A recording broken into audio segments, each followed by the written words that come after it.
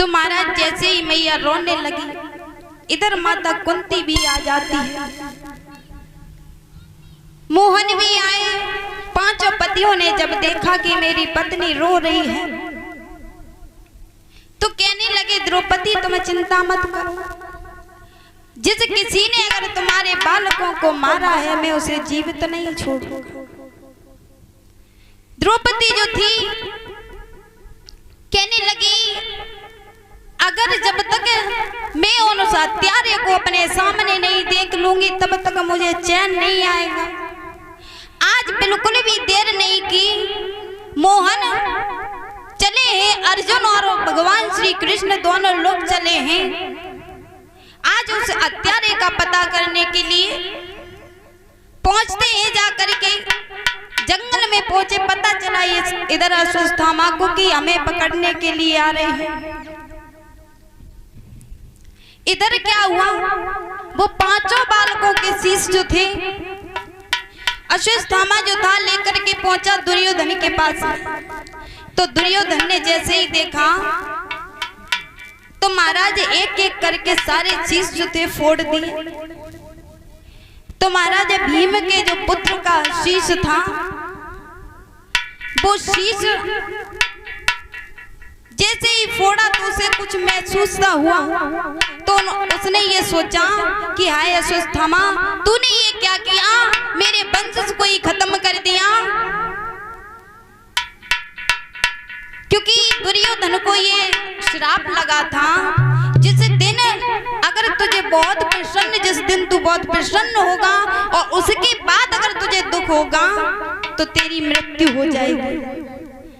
तो महाराज जब उसने ये सब सोचा तो उस दिन उसकी मृत्यु हो गई। इधर अश्वत्थामा जो था भाग खड़ा हुआ कि अब तो मैं पकड़ा जाऊंगा, मारा जाऊंगा। वहां से भाग गया, कन्हैया ने पकड़ लिया जा करके। तो महाराज जैसे ही पकड़ा कहने लगे आज तुझे जीवित नहीं छोड़ेंगे। द्रौपदी के सामने ले जा करके खड़ा कर दिया। द्रौपदी जो थी उनके मन में दया उमड़ पड़ी, क्योंकि वो समझती थी कि मेरे तो 5-5 बालक, ये गुरु का, हमारे पति जो है उनके गुरु का पुत्र है और ब्राह्मण को मारने का पाप बहुत बुरा होता है, इस पाप से बड़ा कोई पाप नहीं होता। तो महाराज जैसे ही उन्होंने इतनी बात सोची उनके दिल में दया उमड़ पड़ी, हमारे तो 5-5 बालक मारे गए और अगर मैं ही जानती हूँ, क्योंकि एक माँ का दर्द सिर्फ एक माँ ही समझ सकती है।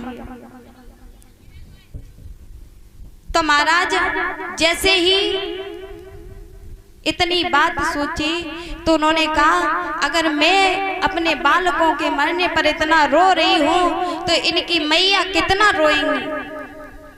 उनके दिल में दया उमड़ पड़ी, उन्होंने अश्वत्थामा को क्षमा कर दिया। धन्य द्रौपदी सी नारी जो अपने बालकों के हत्यारे को आज ऐसे ही छोड़ दिया। आजकल अगर कोई कुछ कर देना भैया तो कोर्ट कचहरी पता नहीं क्या क्या हो जाता है।